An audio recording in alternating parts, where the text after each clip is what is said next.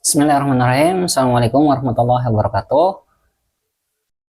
Kembali lagi ke Edumi dalam pembahasan metodologi penelitian. Kali ini masih melanjutkan mengenai dasar-dasar penelitian.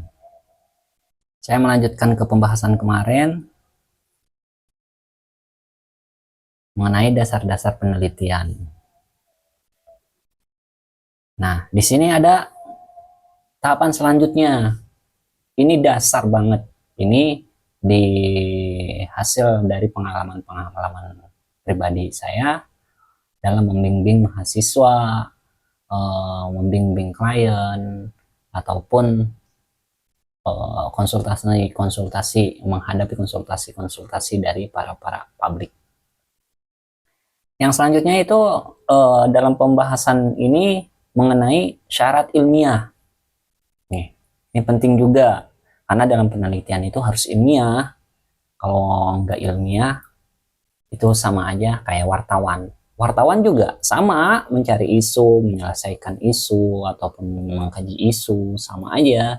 Cuma bedanya wartawan itu keilmiahnya itu kurang dikupas secara mendalam. Nah, sedangkan di penelitian dikupas secara mendalam. Ya, kita lanjut ya ke syarat ilmiah. Nah, syarat ilmiah itu ada tiga. Sebenarnya banyak syarat keilmiahan itu. Cuma saya batasi kenapa pembahasannya di tiga, karena ini pokok pentingnya dalam keilmiahan. Yang pertama yaitu logis. Logis itu apa sih? Logis itu penelitian disusun berdasarkan akal sehat dan teori rasional. Nah, ini berkaitannya mengaitkan dengan kajian-kajian penelitian terdahulu, ataupun mengkaji terkait dengan teori-teori yang berkaitan dengan variabel. Itu kan mengenai kelogisan. Ini mengenai logis.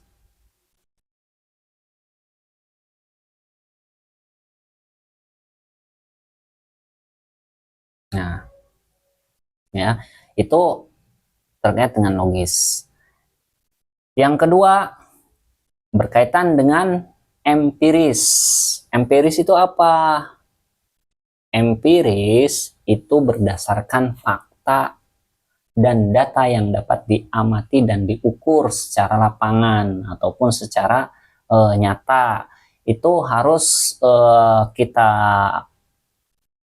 perhatikan, karena zaman sekarang apalagi ya, Pak, bisa nggak kalau seandainya kita itu menggunakan duduk aja di internet, apalagi sekarang zamannya zaman AI, itu kan bisa semuanya dijawab, bisa secara logis bisa, tapi menjawab untuk empiris itu kurang tepat, karena penelitian itu harus berdasarkan dari kondisi nyata.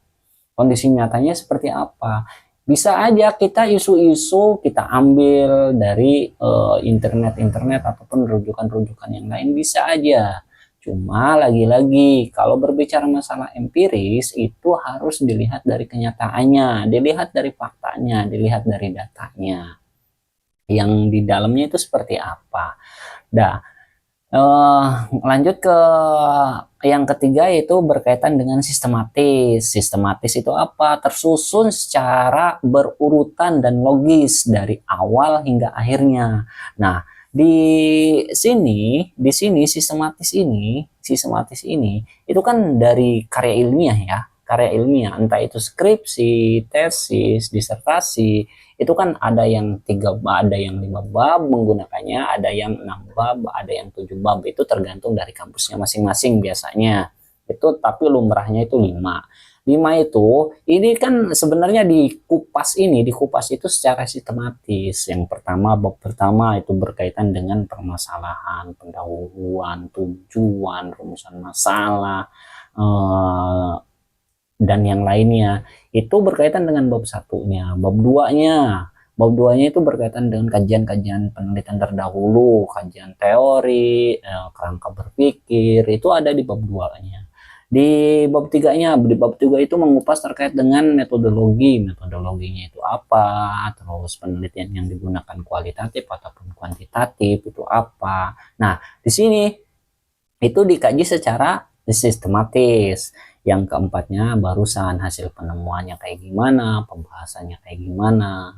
Nah, itu di bab 4-nya. Di bab 5-nya itu biasanya berkaitan dengan kesimpulan dan rekomendasi. Rekomendasi ini sebenarnya penelitian tujuan dan maksudnya kemana.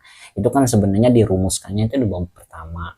Cuma dijawabnya itu di bab terakhir itu biasanya. Nah, lagi-lagi gimana dari tujuan dan maksudnya. Di sini sebenarnya udah saya uh, siapkan dalam bentuk filenya ya. Dalam bentuk filenya kita bahas satu persatu mengenai kuantitatif, kualitatif ataupun R&D. Kemarin kan kita udah membahas ya pada pertemuan perencanaan penelitian itu di dalamnya ada apa aja. Nah, di sini studi kasusnya itu saya ambil dari salah satu universitas ternama juga di Indonesia. Saya ambil dari UPI. Nah, di sini ngebahas mengenai pengaruh motivasi belajar, kreativitas, keaktifan maksudnya keaktifan belajar siswa terhadap prestasi. Nah, ini kan dikajinya itu apa kaitannya ya dengan pembahasan tadi? Itu dikaji secara keilmiahannya. Dari kuantitatif ini dikaji mengenai keilmiahannya. Nah, dari variabel-variabel yang ada di sini, variabel-variabel di sini ada motivasi, ada keaktifan belajar, ada prestasi belajar, itu diukur didasarkan dari kondisi nyata. Nah, balik lagi ke syarat ilmiah.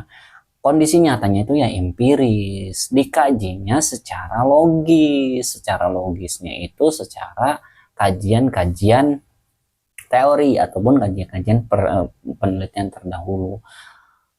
Pak itu ngambilnya kajian-kajian terdahulu itu biasanya dari mana? Itu biasanya di Google Scholar ataupun di Publish in Paris. Itu kan banyak itu di situ kita ambil, tinggal kita tentukan aja topik yang kita bahasnya itu apa. Tentunya motivasi belajar tinggal masukkan aja keywordnya, masukkan ke pencarian di Google Scholar banyak, di jurnal-jurnal itu, di jurnal-jurnal Sinta ataupun Scopus juga banyak, ataupun Publish in Paris itu banyak. Itu mengenai kuantitatif kasusnya.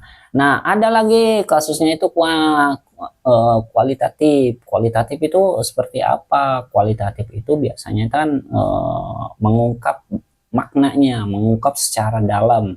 Nah, di sini analisis dampak penggunaan media sosial.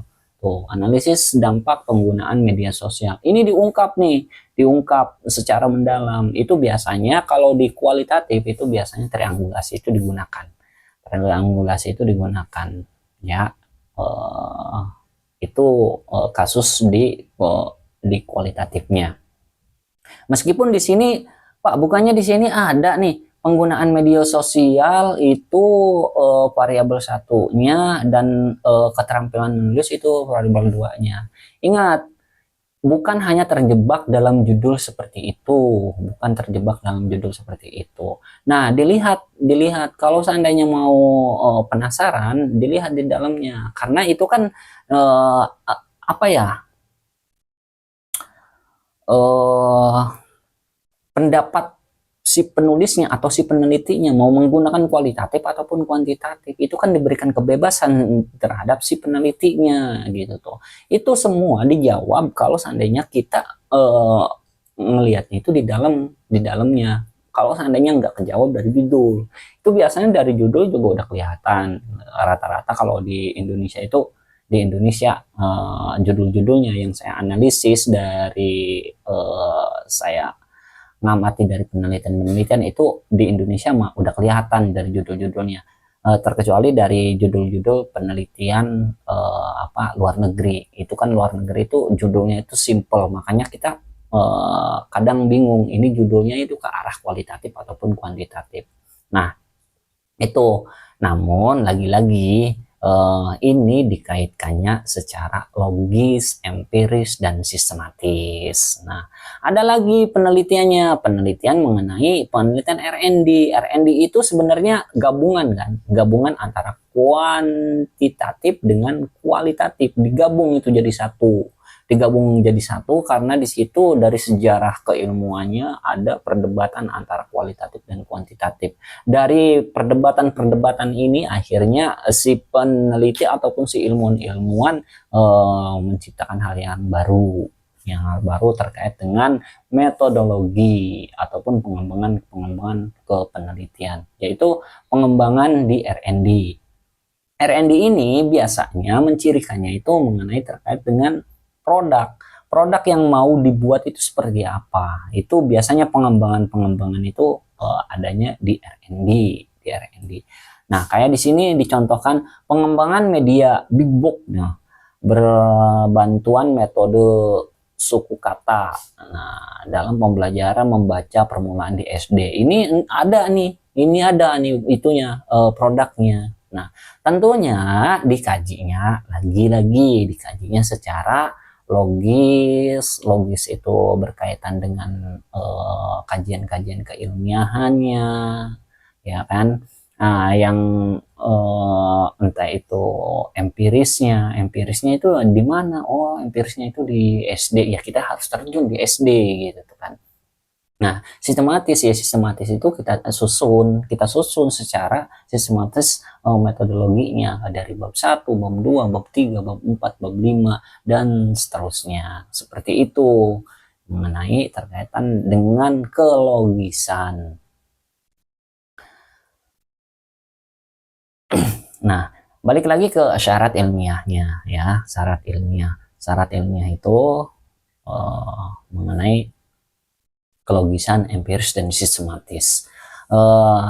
Khawatir ada teman-teman juga yang mau bertanya ataupun komentar terkait dengan penyajian saya, silahkan karena saya lagi-lagi membuka ruang publik kepada teman-teman semuanya yang mau berdiskusi terkait dengan penelitian itu seperti apa, dalamannya kayak gimana, sistematikanya kayak gimana, apa yang mesti saya gunakan, dan kegalauan itu silahkan bisa didiskusikan di Education Learning Center. Nah, itunya kayak gimana Pak? Saya untuk mengunjunginya tinggal kunjungi edumi.net. Nah, kita kan kunjungi di situ banyak, dan kita juga menyediakan untuk forum diskusinya ataupun kursus-kursusnya yang lagi membutuhkan kursus-kursusnya. Saya mau memperdalam terkait dengan penelitian, silahkan aja, di situ saya sediakan kursus-kursusnya, baik dari penelitian, dari penyusunan instrumen ataupun berkaitan dengan analisisnya. Di situ ada saya siapkan di situ. Nah, untuk sementara itu dari ekurs-ekursnya itu terkait dengan proposal, perencanaan kayak gimana, penyusunan seperti apa, dan analisisnya seperti apa. Itu selayang pandang aja. Yang mau memperdalam itu juga saya tawarkan kepada teman-teman yang mau memperdalam terkait dengan penelitian. Nah, seperti itu. Itu mungkin berkaitan dengan syarat keilmuan yang kemarin kita udah bahas terkait dengan cakupan penelitiannya, yang sekarang kita kaji terkait dengan syarat keilmiahannya. Nah, mungkin itu lagi-lagi saya buka ke semuanya teman-teman yang mau berdiskusi ataupun yang mau komentar, silahkan aja, kita buka secara kajiannya. Baik, itu dari saya Sukemi, saya salah satu pengajar dari Edumi. Terima kasih. Wassalamualaikum warahmatullahi wabarakatuh.